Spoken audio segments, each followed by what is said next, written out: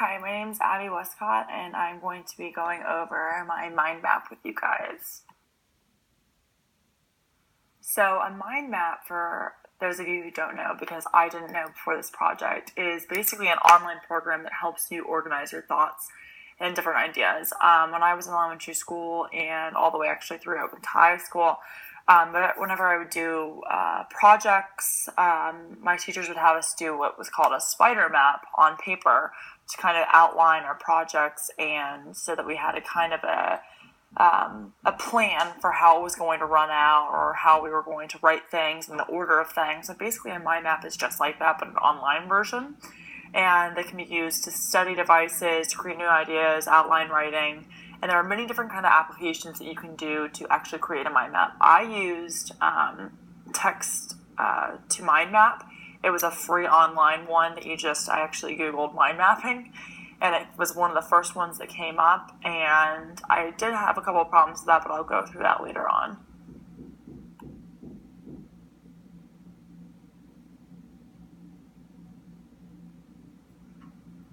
So this is my mind map, and after learning about what it is, I decided to do the study version of it. So I wanted to do quick and easy IT concepts, different concepts that we talked about in each chapters up until this point.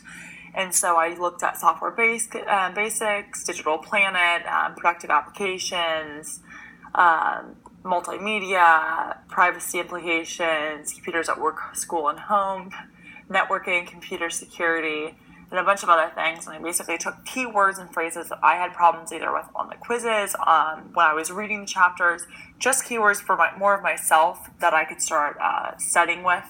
And so what I did with my mind map is I took each chapter and I made my own little spider web that all connected to one another. It was really difficult to do this. Mine actually deleted a couple times, but my ending product this is only part of it, was what's shown. But basically I wrote the keywords and then the phrases, so that each time I see that word, I'm like, oh wow, here's what the word means. And some of the words I gave actually an example too of what the word actually applies to an actual IT.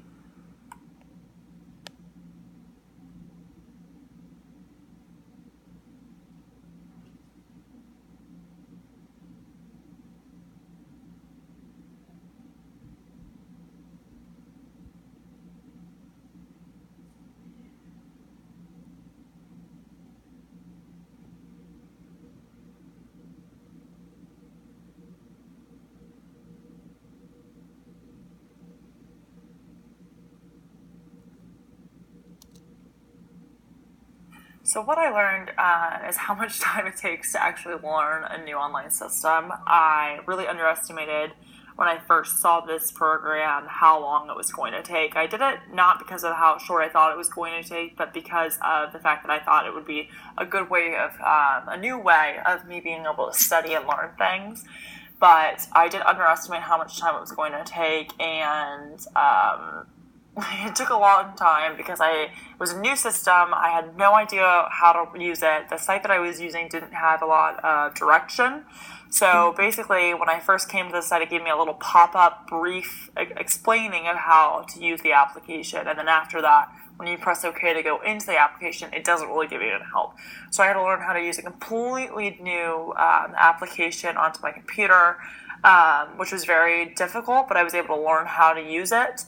To the best of my ability. I still am not a pro, obviously, but I was able to learn how to use the system, and I also learned a new way of studying, and I actually think that I'm going to use this in the future for studying. I think you can save your mind map and add on to it as time goes by, so I actually feel like in later on classes, I'm going to start building them at the start of the class, so by the time midterms come around or finals, it'll be a complete mind map that goes through the entire semester worth of information.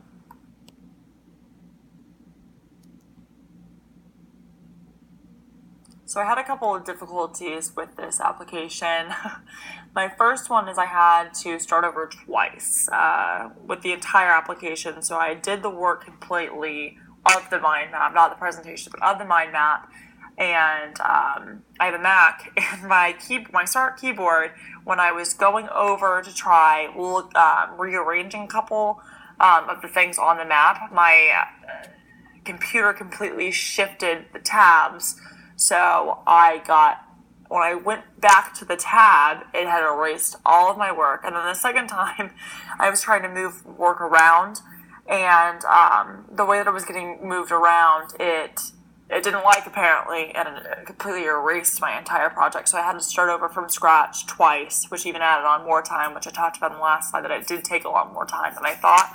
And it was just because of the amount of information I was inputting into it, as well as learning the system. These are two examples of mind maps. You can add pictures, you can change the color, you can do writing. It's really up to you and what program you're using and how elaborate you want to make it. So how I would describe a mind map would be a portal that doesn't have any one single way of looking at it and has multiple ways. You can arrange it however you would like and whatever works best for you.